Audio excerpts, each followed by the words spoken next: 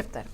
ఇప్పుడు గత అసెంబ్లీ ఎన్నికల్లో చెప్పినట్టుగా బీఆర్ఎస్ బీజేపీ అనేది రెండు ఒకటి అని చెప్పినాము. మేము దానిలో సక్సెస్ అయినాము. ప్రజలు కూడా దాన్ని నమ్మిన తర్వాతనే మాకు 64 సీట్లు ఇచ్చి మా ఇంకొక పార్టీకి ఒక సీటు చొప్పున 65 మెజారిటీ ఇచ్చి మమ్మల్ని అసెంబ్లీలో కూర్చోబెట్టినారు. నిన్న జరిగిన రెండు సభల్లో కనుక మీరు ఒక కూలంకుషంగా దాన్ని విశ్లేషిస్తే కనుక రెండు సభలు వాళ్ళు చెప్తున్నది ఏంటంటే నాకు 16 సీట్లు వస్తాయని ఒకరు అంటున్నారు, నాకు 13 సీట్లు వస్తాయని ఒకరు అంటున్నారు. ఇదే మాటను తెలంగాణ ప్రజలు ఇంతకుముందు అసెంబ్లీ ఎన్నికల ముందు ఏదైనా వీడియో ఉంటే రివైండ్ చేసి చూపెట్టండి. రాస్కోరా సాంబా అని కేసీఆర్ ఏమన్నారంటే 90 నుంచి 105 వస్తాయి, మీరు రాస్కోరా సాంబా అని కేసీఆర్ గారు అంటే, ఇదే కిషన్ రెడ్డి గారు మనం ఈసారి గవర్నమెంట్ని ఎస్టాబ్లిష్ చేయబోతున్నాము, బీసీ ముఖ్యమంత్రి ఎవరు బీసీ ముఖ్యమంత్రి కావాలో మీరు నిర్ణయించుకోమని అని చెప్పేసి అన్నారు.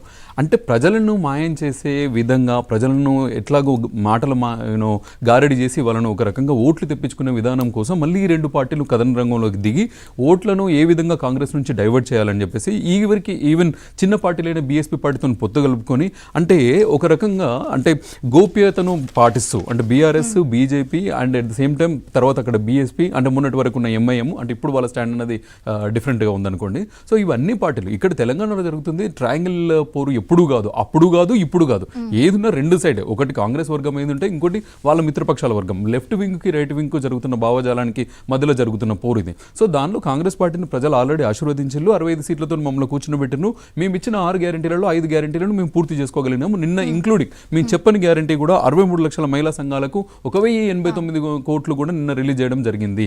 సో ఇవన్నీ చేస్తూ అంటే ఇప్పుడు మహాలక్ష్మి కింద ఆర్టీసీ వాళ్ళు 25 కోట్ల మంది మహిళలు ఇప్పటివరకు అయితే ఫ్రీ జర్నీ చేసినారు. 500 రూపాయల సిలిండర్ అది కూడా మేము అనౌన్స్ చేసి ఇచ్చేసినాము. ఉచిత కరెంటు మీద 200 రూపాయలు హామీని నిలబెట్టుకున్నాము. ఇందిరా మిల్లు నిన్న అంటే ఖమ్మంలో నిన్న అది కూడా ప్రతిపాదించినాము. ఈవెన్ ఫస్ట్ ఇల్లు జాగా ఉన్న వాళ్ళకి 5 లక్షలు ఇస్తామన్నాము, ఆరోగ్యశ్రీ మీద 10 లక్షలు అని చెప్పేసి ఇట్లా ప్రతి ఒక్క స్కీమ్ని ఈవెన్ నిన్న మీరు క్యాబినెట్లో నిర్ణయాలను చూస్తే కనుక నిన్న క్యాబినెట్ నిర్ణయాలు 2008లో జరిగిన డిఎస్సి వాళ్ళకి కూడా ఉద్యోగాలు ఇవ్వాలన్నది ఒక ప్రతిపాదన తీసుకొని వచ్చేసి అంటే ప్రతి నిర్ణయం అంటే టీఎస్ను టీజీ మార్చడము అంటే తెలంగాణ యొక్క భౌగోళిక సాంస్కృతిక ప్రతి ఒక్క దాన్ని ప్రతిబింబించేలాగా కేబినెట్ నిర్ణయాలు చేస్తున్న సందర్భంలో వీటన్నిటిని మళ్ళీ కాంగ్రెస్ గంపగుత్తగా 17కు అవుట్ ఆఫ్ 17లో 14 వాళ్ళకి వచ్చిందంటే ఇక్కడ బీఆర్ఎస్ దుకాణం ఎట్లా బంద్ అయిపోతుందో బీజేపీకి మరి కనీసం ఇక్కడ నిలదొక్కునే స్టాండ్ ఉండకపోతుంది. కాబట్టి నిర్ణయాలు మీ హామీలు ఏదైతే నిన్న ప్రభుత్వాన్ని కంచివేసి కాపాడేది ఆడబిడ్డలే అన్నట్టు మీ పథకాలు మీ నిర్ణయాలే మిమ్మల్ని ఈసారి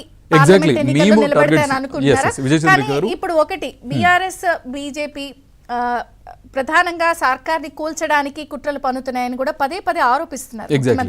ఎందుకంటే వాళ్ళకి అదే అలవాటు ఉన్నది. వాళ్ళకు వెన్నతో పెట్టిన విద్య అంటే మహారాష్ట్రలో కావచ్చు, గోవాలో కావచ్చు, మధ్యప్రదేశ్లో కావచ్చు, మణిపూర్లో కావచ్చు, వీళ్ళు చేసిన అంటే గవర్నమెంట్లు కూలే గవర్నమెంట్ వచ్చింది కదా. అసలు వాస్తవంగా ఎన్డీఏ పక్షానికి ఉన్న పార్టీలు కానీ వాళ్ళన్న అధికారంలో ఎన్ని ఉండేవాళ్ళు అంతకుముందు అంటే 2019 ఆ తర్వాత ఎన్ని గవర్నమెంట్లు కూల్చారు మీకు తెలియదేమన్నా. సో అది ఆ ఆపద ఉన్నది కాబట్టి మేము పదే పదే చెప్పుకుంటూ వస్తున్నాం, ప్రజలకి అలర్ట్స్ ఇస్తున్నాం. ఏంటి అంటే వీళ్ళు ఇలాంటి ఇప్పుడు కాదండి, ఒకవేళ వాళ్ళకి అలాంటి ఉద్దేశం లేకపోతే